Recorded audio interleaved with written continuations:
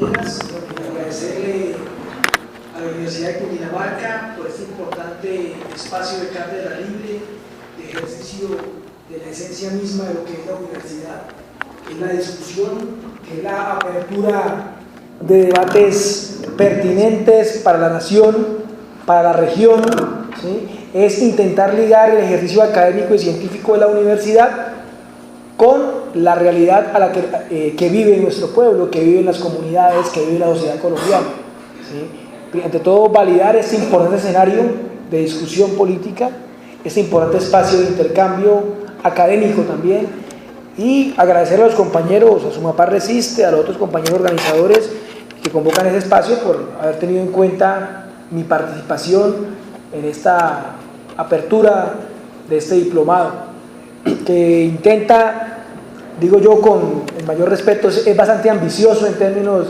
de las múltiples temáticas que aspira a abordar. Y digo ambicioso no en el sentido despectivo del término, sino digo ambicioso porque la academia colombiana vive lacerada de una visión segmentada de la realidad que poco ayuda. Lastimosamente, acá en la academia nos han enseñado a centrarnos de una forma reduccionista en un pequeño ámbito del conocimiento y no integrar, no tener una mirada integrada de cómo las problemáticas aparentemente más díscolas, aparentemente más disímiles, están estrechamente interrelacionadas, ¿sí? Y el tema del agua tiene que ver con el problema de la economía, y el tema de la economía tiene que ver con el problema de la política, y el problema de la política tiene que ver con la vida cotidiana de la gente, con la alimentación, y tiene que ver con la salud, y tiene que ver con la educación, entre otros. No se asusten ahí, ya mandamos unos documentos a los compañeros, estos son los textos que se sugieren para trabajar. Lo que hoy es verdad aceptada e irrefutable es la crisis del capitalismo. Ahora, ¿de qué tipo de crisis hablamos? Y efectivamente, los enemigos del pensamiento crítico dirán que la izquierda lleva hablando de la crisis del capitalismo desde antes de que existiera. Y efectivamente, ha habido un poquito de catastrofismo en la visión de ciertas miradas de izquierda. Entonces, hay que ver de qué tipo de crisis estamos hablando. Yo recomiendo y pongo el texto del maestro Jorge Weinstein, que es un profesor de prospectiva de origen argentino en París 3, que van a encontrar una prolífica producción teórica donde él nos propone un análisis muy específico del tipo de crisis que hay, y hablamos de una crisis civilizatoria. Yo quiero retomar ese concepto. O sea, no está en crisis una parte, un aspecto, está en crisis el modelo de vida capitalista. Está en crisis la civilización capitalista, la civilización burguesa, y ya explicaré de qué estamos hablando, haciendo una aclaración de antemano. Decir que está en crisis un modelo no significa que hay que sentarse acá a tomar agua a que su cadáver pase por al frente, ¿cierto? Recuerden ustedes que el Imperio Romano ya estaba en crisis desde el ascenso, ya había crisis en Roma desde el ascenso del cristianismo. Recuerden ustedes que la crisis del sistema feudalista, por ejemplo, ya estaba despuntando cuando inicia el Renacimiento, y todavía 300 años después tuvieron que cortarle la cabeza al rey, a Luis XVI, para poder sepultar el capitalismo en Francia, que era donde más radicalmente se daba la lucha política de clases. O sea, hablamos de crisis usando el mismo símil que usa el maestro Jorge Weinstein, como un largo crepúsculo, pero efectivamente hay puntos de toque. Y allí, una vez más, quisiera hacer como un parteaguas en términos teóricos. Acá todo el mundo coincide en que hay crisis. A partir de 2008, algunos decían que era una crisis pasajera, era casi como un accidente, que era la forma bastante superficial en que analizaban los medios de comunicación el problema de la crisis que estalló, o que todos vimos estallar, con la famosa crisis financiera de las hipotecas subprimes en el año 2008 de Estados Unidos. La famosa crisis del 2008, lo de Lehman Brothers y demás, lo que fue noticia, acaparar titulares, etcétera, que salieron películas, etcétera. Efectivamente, ¿sí? La crisis no solamente no fue pasajera, lleva 5 años. O sea, no estamos hablando de un momento concreto. Ahora, hay diferentes miradas, yo pongo varias. Una mirada que es muy común y que la quieren presentar los medios de comunicación, reitero que es algo vergonzoso en Colombia, es el periodismo económico, ¿sí? Yo creo que realmente pues acá han decidido que hay temas de mayor importancia, como la farándula, que explica el problema del desempleo, que explica el problema de las finanzas, ¿sí? que explica el problema del comercio exterior. Y el nivel de profundidad es bastante deficiente y no cumple el papel de informar, ni mucho menos de formar a una opinión pública en esta problemática tan compleja, reitero, que estamos viviendo. Acá, por ejemplo, se le vendió, ¿cierto? Durante 8 años fue que estuvimos pidiendo que el gobierno colombiano estuvo genuflexo, ¿cierto? En reclinatorio, en penitenciario, diciéndole al gobierno de Estados Unidos que aceptara el TLC. Y nadie nos explicó que nos íbamos a asociar con una potencia en crisis, por ejemplo. Que los guarismos económicos de Estados Unidos son para ruborizar cualquier libro de texto de los mismos economistas neoliberales. Entonces acá hay unos señores que han dicho, acá hay 3 grandes teorías sobre la crisis, o 3 grandes tendencias para entender la crisis. La primera, la que propone la misma derecha, la que viene del mainstream económico, llamémoslo así, de los economistas neoliberales. El señor Alan Greenspan, allá en Estados Unidos, la señora Catherine Legrand, ¿cierto?, que ahora es funcionaria del Fondo Monetario Internacional, que dicen que el problema de la crisis fue un accidente, mejor dicho, cualquier parte. Trabajo Confidencial o Inside Job narra al detalle las miles de trampas que hubo en la crisis de 2008. O sea, los ladrones que son los grandes bancos, ¿sí? Que nos recuerdan al viejo maestro Bertolt Brecht, que decía, ¿quién es más criminal, el que roba un banco o el que lo funda? ¿Sí? Y efectivamente, acá hay aberraciones y aberraciones. Acá, recuerden ustedes que Grecia, el gobierno del señor Papandreous, ¿cierto?, el Partido Socialista griego, falsificó papeles, o sea, consiguió papeles chimbos para entrar a la Unión Europea. Eso es así. ¿Y cómo los consiguió? Acá hay una cosa que, o sea, me disculpa si caigo en puntos, me salgo del tema o caigo tal vez en aspectos ya conocidos. El mercado financiero mundial se mueve por una cosa llamada aseguradoras de riesgo. Ejemplo, Goldman Sachs. ¿Qué es una aseguradora de riesgo? Alguien al que yo le pago para que me diga que yo estoy bien, ¿sí? Entonces yo por ejemplo, Colombia, ustedes escuchan, tiene calificación AAA. Entonces el gobierno de Santos, el señor Carrasquilla, no, ahora está el hijo de Cárdenas, ¿no?, el hijo del Federación de Cafeteros. El señor Cárdenas le paga a su amigo, a su colega de Harvard, en la Escuela de Economía, que ahora es lobista de la Goldman Sachs, un estudio sobre la economía colombiana, y le paga $100 millones para que nos estudie. Si yo le pago a usted $100 millones, ¿usted qué va a decir? ¿Que yo soy bueno o malo? Así funcionó Grecia. ¿Y qué dijo Goldman Sachs? No, los griegos son una economía perfecta, déjenlos entrar. Cobraron y se fueron. No me di cuenta de ese pequeño error, de que debían el 140% del PIB. No se dieron cuenta de ese pequeño error. O sea, ese mercado mafioso que hay. Cuando Alemania, cada vez que Grecia va a entrar en crisis de pagos, empiezan los mercados, ¿no? Y usted escucha a los periodistas que dicen, los mercados se conmocionan, o sea, como si el mercado existiera también, como fue una persona, ¿no?, que le diera una especie una enfermedad. No, el mercado, ¿qué es que el mercado se conmociona? Que los bancos alemanes que eligen a la señora Merkel y la van a elegir hasta que Dios le dé vida, los bancos alemanes son los acreedores de la deuda griega. Entonces le dicen al señor Hollande en Francia, y le dicen a la señora Merkel, antes le decían el señor Sarkozy, estuvo presionado antes, o ustedes deben subsidiar a los griegos si no se cae el euro. Claro, o sea, denle plata a los griegos para que los griegos me paguen a mí, y si ustedes no le dan plata a los griegos para que los griegos me paguen a mí, yo no les pago la campaña y no voto por ustedes. Pero no solamente eso, no compro acciones en el mercado europeo y se cae la bolsa de Frankfurt. Ese es el negocio. Entre eso y Don Vito Corleone, la diferencia es que Don Vito no va a la bolsa, ¿sí? Así de concreto. O sea, esa es la única diferencia. Pero efectivamente hay unos esquemas para que usted haga papeles falsos. O sea, lo nocivo no es, ellos condenan el hecho en sí, no el conjunto del sistema, de lo que está pasando. O sea, si un banquero no es ambicioso, no es un banquero, punto. Pero ellos piensan que hay banqueros que son no ambiciosos, o que eso puede ser posible en el actual sistema capitalista. Hay otras teorías de la crisis, y entonces ¿cuál es la solución? Que es lo más paradójico. La solución es más neoliberalismo. ¿Qué es lo que se ha aplicado en Europa? Más neoliberalismo, ¿cierto?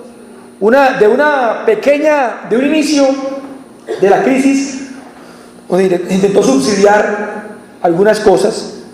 Hoy la salida predominante son los denominados golpes de banco. Mire, 3 gobiernos emblemáticos: Atenas, Roma y Madrid. Golpes de banco. Ahí cambiaron los presidentes y el señor Papademos venía de ser, o sea, el que tumbó a Papandreou vino Papademos, ahora está otro de la misma coalición, después de una gran crisis política. Papademos venía de ser del Banco Mundial y lo nombraron así a dedo. El señor Monti en Italia, que fue el que reemplazó a Silvio Berlusconi, se imaginen, la burguesía tuvo que ser un niño consentido porque está haciendo quebrar el Estado italiano, venía del Banco Central Europeo, ¿sí? O sea, son sacados de la entraña misma. En España ya sabemos que el Partido Socialista Obrero Español fue reemplazado por el gallego Rajoy, que tiene una política profundamente restrictiva en términos del orden económico, que ha hecho, por ejemplo, ha exacerbado nacionalismos oprimidos, como el caso catalán o como el caso vasco. ¿Por qué? Porque la regla fiscal del señor Rajoy, el control fiscal de Rajoy sobre el presupuesto público español es tan fuerte que concentra que solo le cobra impuestos a las regiones autonómicas y no permite inversión social. Pero bueno, entonces retomemos con su genuino creador, con su primer implementador. Que a nadie se le olvide que el neoliberalismo fue parido en Chile, o por lo menos, si no fue engendrado, sí lo parieron allá, o por lo menos ellos lo tuvieron en incubadora. El capital requería un dictador, el señor Mill, para que pudiera a sangre y fuego implementar sus políticas de privatización y de mercados financieros ficticios. Ese país arquetípico para usar el modelo neoliberal fue el Chile de Pinochet, un país sin oposición, ¿sí? Porque estaba toda desaparecida o estaba exiliada. Y a sangre y fuego, ¿qué hizo el señor Pinochet? Se trajo a Milton Friedman y a los denominados Chicago Boys, padres teóricos y filosóficos, dicen ellos, del neoliberalismo, a que aplicaran su modelo en Chile. Y hoy, acá nosotros le copiamos a los chilenos. La ley 100 es el paquete chileno aplicado a la salud. El modelo de Santos educativo que derrotó la MAN en el 2011 es el modelo educativo chileno de la financiarización. El modelo de mercados ambientales y de mercados forestales es el modelo chileno, que también fue aplicado gracias a Pinochet. Y podemos ubicar cómo hasta la ideología de las fuerzas militares termina siendo calco y copia, ¿sí? Entonces, ¿cómo no es gratuito que uno de los capitales beneficiados con la apertura económica sea el capital chileno? Porque ese capital, ni Jumbo, ni Metro, que viene ahora a comprar acá, ni Falabella, que ahora tiene banco, ni Codensa, son capital propiamente chileno, sino son capital que se cebó, así como uno puede hacer con las crías de animales, en el capitalismo chileno gracias al modelo neoliberal pinochetista. Entonces, esa es una visión de la crisis. Vemos otras alternativas en otros países del mundo. Un segundo gran bloque para poder pasar al maestro Einstein de análisis es los que consideran que lo que está en crisis es el modelo económico. Y cuando digo modelo económico, diferencio modelo económico de modo de producción, o diferencio modelo económico de sistema, o diferencio modelo económico de civilización, un poco jugando con esta vertiente marxista heterodoxa que presenta el maestro Jorge Benz. ¿Cuál es la visión más prolongada? O sea, estamos hablando de los señores neokeynesianos. ¿Quiénes son los neokeynesianos? Ustedes los ven en los periódicos. Son gente bien, porque son capitalistas pero bonitos. Paul Krugman, ¿cierto? Joseph Stiglitz, con el mayor respeto, ¿sí? No ponen en tela de juicio el sistema capitalista, pero consideran que lo que está en crisis es el modelo económico neoliberal o el modelo económico financiarizado, o el modelo económico de apertura, como lo quieren llamar. Cada uno le pone un apellido distinto, o de autonomía financiera, pero coinciden en que el neoliberalismo entró en crisis, y que hay una crisis mundial del neoliberalismo, y por tanto reivindican con mayor o menor tonalidad una apuesta neo-keynesiana. Y acá abro paréntesis, ¿no? Cuando hablamos de Keynes, hablamos del hombre que salvó la patria al capitalismo en la gran crisis del año 30, de un lord inglés, John Maynard Keynes, que estudió el capital de Marx para poder buscar las fugas del sistema capitalista y buscar alternativas a la gran crisis capitalista del año 29. Entre otras, no se les olvide que el capitalismo solo salió de su gran crisis del 29 a través de la Gran Guerra Mundial, de la Segunda Guerra Mundial. Que acá el capitalismo solo purgó su crisis de sobreproducción matando cientos de millones de hombres en Europa y en Asia, ¿sí? Y recuerden también ustedes que gracias a esa gran crisis se engendró un fenómeno que hoy renace en Europa: el fascismo.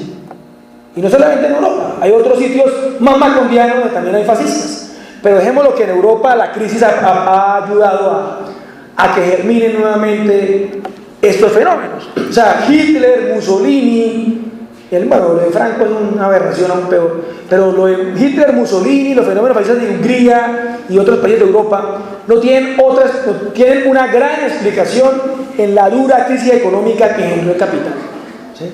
Y recuerden ustedes que el fascismo siempre se vendió como alternativa a la crisis, ¿sí?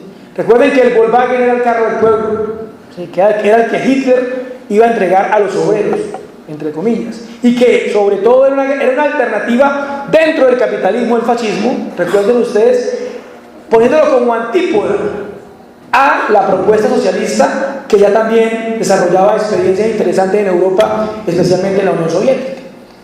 Volvamos entonces a los neo-keynesianos. Keynes va a ser la alternativa capitalista por excelencia, una vez, llamémoslo así, algunos historiadores económicos podrán diferir de ese análisis, pero la crisis de sobreproducción capitalista queda purgada con la guerra mundial, y a partir del 45, antes de Yalta y de Potsdam, antes de firmar la paz entre los aliados, bueno, obviamente antes de Hiroshima, sobra decirlo, ¿sí? O sea, antes de Hiroshima se reúnen los aliados en Yalta y en Potsdam a repartirse el mundo, pero antes de repartirse el mundo, Bretton Woods. ¿Qué es Bretton Woods? Un acuerdo de la banca mundial para implementar, a la luz del maestro Keynes, para implementar a nivel mundial un sistema económico ordenado, llamémoslo así, que se llamó el patrón dólar-oro. El patrón dólar-oro es un modelo económico, llamémoslo ordenado, en la medida en que hay una paridad, ¿sí? Un tipo de cambio fijo. Las monedas del mundo se tasarán con respecto al dólar norteamericano, y esto permite ordenar unas políticas económicas a nivel internacional, a nivel de las grandes potencias capitalistas, de producción nacional e industrial.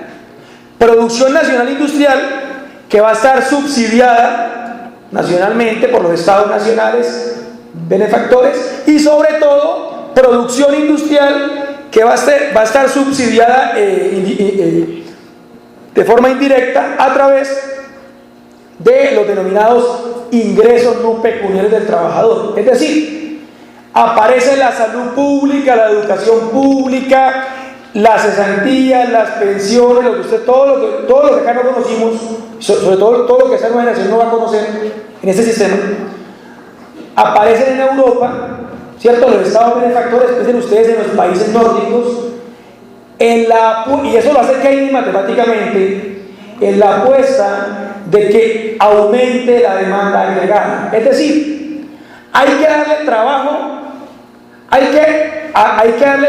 los desempleados para que el desempleado consuma. Si el desempleado consume, la plusvalía se consuma. O sea, en buen cristiano es, si yo agarro al desempleado y lo meto a trabajar al Estado, en algo tiene que gastarse la plata. ¿se la va a gastar en cerveza? No se preocupe, don Julio Mario Santo Domingo se lo va a agradecer y el capitalismo va a funcionar. Pero para que no se la malgaste tanto, que no se la vaya a gastar en educación y en salud, yo se la doy. Ahora la platica, tome Coca-Cola, compre en Fabricato y vaya y tome cerveza de Julio Mario Santo Domingo en Bavaria. Es un modelo de efecto multiplicador keynesiano que busca aumentar el consumo y vía aumento del consumo que el sistema funcione. Hoy tenemos una realidad muy distinta. Hoy el HSBC es el banco más grande del mundo. ¿De dónde es? ¿Sí? Es una orgía de capitales que nadie puede identificar. No, yo les pongo un ejemplo, lástima que no les voy a molestar con la cita de pie de página. Pero por ejemplo, el sindicato antioqueño, que es el capitalista colombiano por excelencia, ¿cierto? El mito del buen burgués, el paisa que con el arriero que se convirtió en capitalista, ¿sí? Bancolombia es dueño de toda la banca en Centroamérica. Se llama Banco Agrario, con las mismas, ni siquiera pagaron un publicista distinto, tiene las mismas 3 rayitas. Se llama Banco Agrario, porque no se puede llamar Bancolombia. Da Vivienda ni siquiera se llama Da Vivienda. Y ambos son colombianos.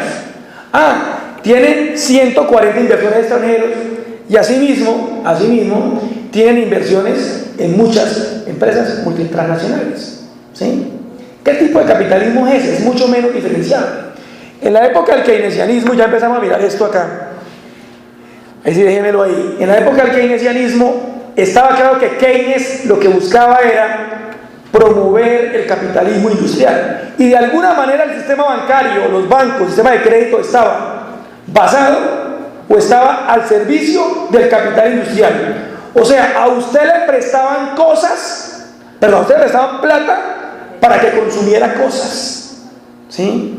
Es la época de los picapiedras, los supersónicos, digo yo en términos ideológicos, donde salen todos los electrodomésticos, usted tiene que comprar uno a uno. ¿Sí? Y la Siemens se hace millonaria, ¿cierto? Porque Vilma Picapiedra tenía todos los electrodomésticos que el ama de casa norteamericana tenía que comprar. ¿Sí? O sea, es una época de promoción del consumo muy clara, y a usted le prestaban plata para que eso fuera así, para que tuviera su casa propia, etc. Hoy esa no es la función del sistema financiero. Hoy por el contrario, hoy la industria produce cosas para que ustedes puedan endeudar. O sea, en mi casa teníamos un televisor con patas desde 30 años y en los últimos 5 años hemos tenido que cambiar 4 veces el televisor, porque cada vez sale uno más moderno, ¿cierto? Y ya ahora sí, en 2014 toca verlo en tercera dimensión, toca endeudarse otra vez.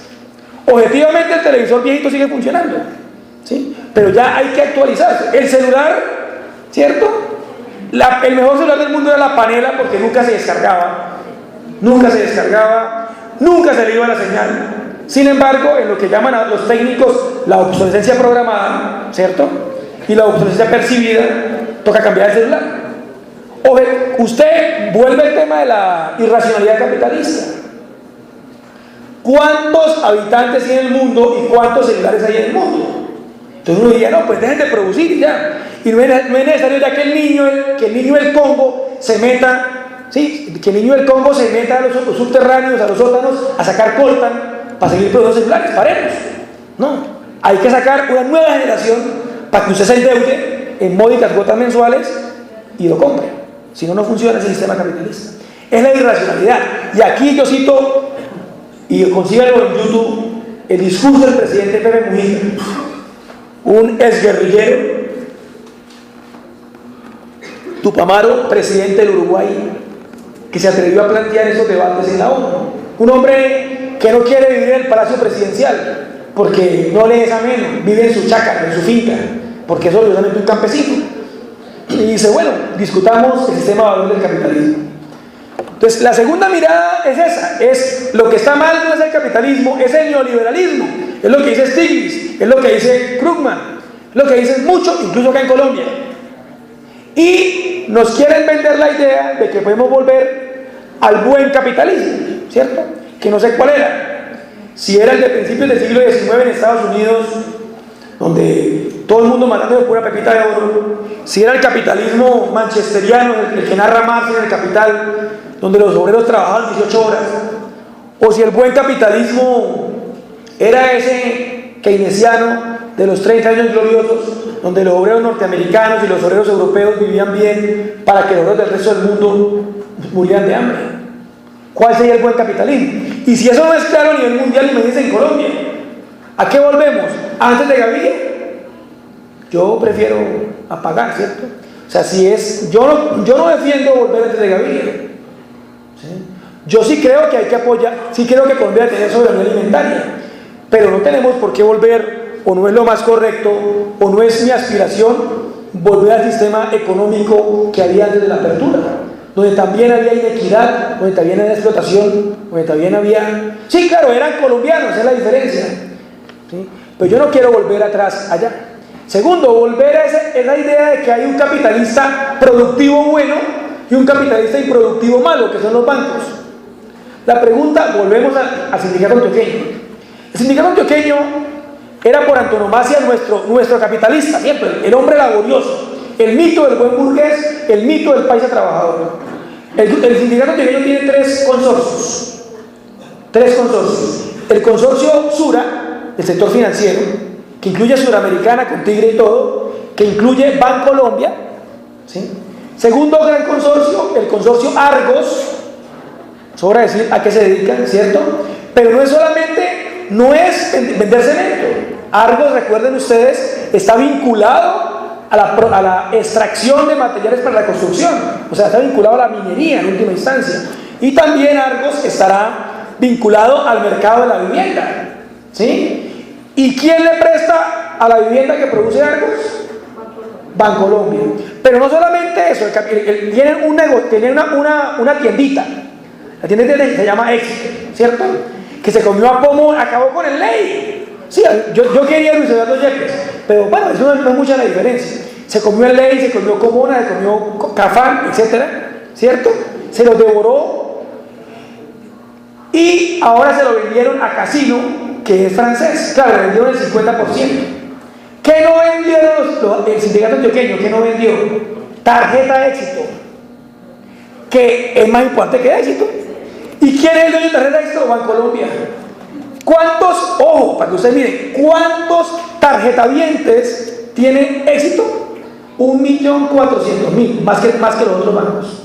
O sea, hay más usuarios de tarjeta de crédito de Éxito que de tarjeta de crédito BBVA o que Visa, ¿sí? Entonces, ese es el negocio. Entonces, ahora, cuando usted es dueño de Éxito, todos sabemos que hay lentejas Éxito, condones Éxito, todo, ¿cierto? Cuando usted maneja lentejas Éxito, usted tiene integración vertical, tiene campesinos asalariados produciendo lentejas con usted, hasta la comercialización.